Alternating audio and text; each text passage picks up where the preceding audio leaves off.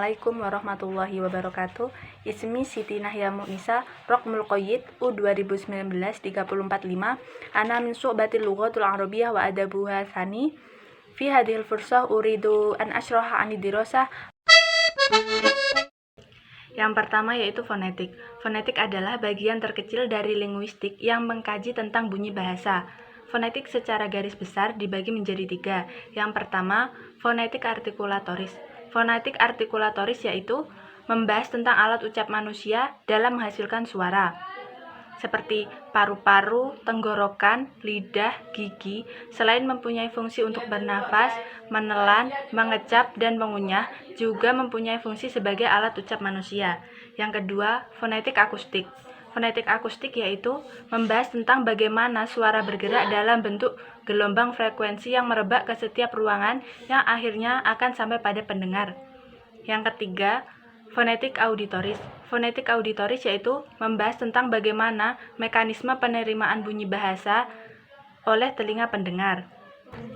Yang kedua yaitu bunyi. Menurut ulama terdahulu yaitu Ibnu Sina, bunyi adalah bergelombangnya udara dan tertahannya udara karena kekuatan dan pukulan dari penyebab apapun.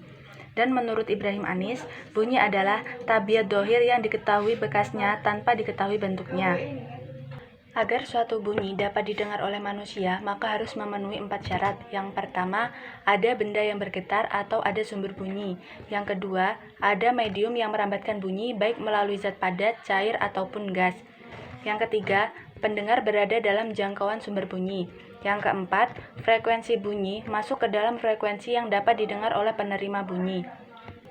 Proses terbentuknya bunyi bahasa secara garis besar terbagi atas 4 macam. Yang pertama, proses keluarnya bunyi dari paru-paru.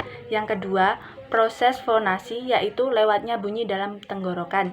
Yang ketiga, proses artikulasi, yaitu proses terbentuknya oleh artikulator. Dan yang keempat, proses oronasal, yaitu proses keluarnya bunyi melalui mulut atau hidung.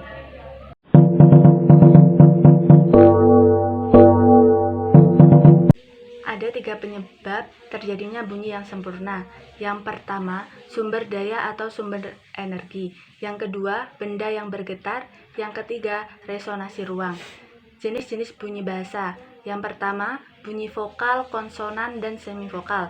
Yang kedua, bunyi oral dan bunyi nasal. Yang ketiga, bunyi bersuara dan tidak bersuara. Yang keempat, bunyi keras dan bunyi lunak.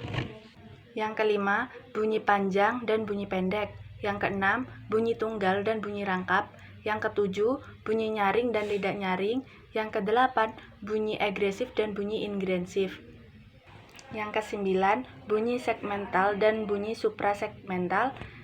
Yang kesepuluh, bunyi utama dan bunyi sertaan. Dan yang kesebelas, bunyi diftong.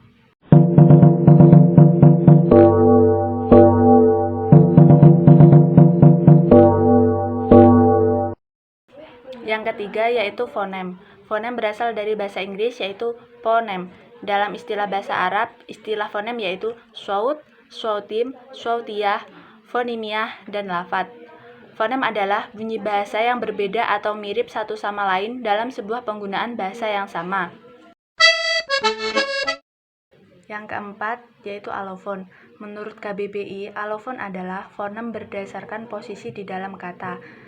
Anne dalam bukunya Universal Fonologi mengemukakan bahwa bunyi yang merupakan wujud lahiriah suatu fonem disebut alofon. Alofon yaitu gambaran yang tampak jelas dari sebuah fonem. Jika fonem ditulis di antara 2 garis miring, maka alofon ditulis di antara 2 buka kurung. Seperti contoh, alofon mim merupakan bunyi bibir dalam kata mim ba'di. Perbedaan alofon dan fonem. Yang pertama, fonem bersifat fungsional, sedangkan alofon tidak bersifat fungsional. Yang kedua, fonem diidentifikasi dengan pasangan, minimal, dan kontras. Sedangkan alofon diidentifikasi ketika bunyi alofon dirangkai dengan bunyi lain, dan jika bunyi itu merubah bunyi asli, maka disebut alofon. Syukran ala ihtimamikum. Idza wajadtum 'anil khati'at atlubu 'afwa minkum. Assalamualaikum warahmatullahi wabarakatuh.